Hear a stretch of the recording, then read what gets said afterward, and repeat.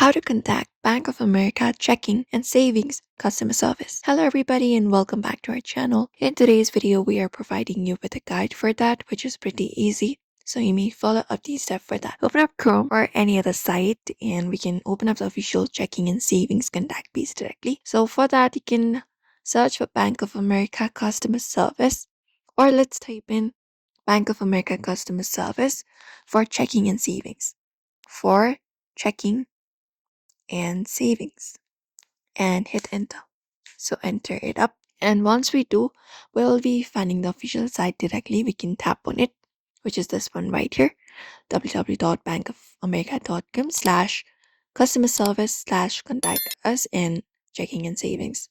And once we do so, we'll be finding this page where we can filter it out. If we want to select the option for checking and savings only, we can tap on the very first option at the top and filter it out in tap and go, and we'll be finding the results that we are looking for.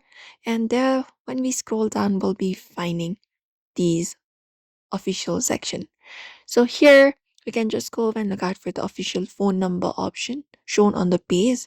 We can just go over and look out for it. We can even write to them in this following address available, and while you are trying to contact them, your card or your account number will be a necessity.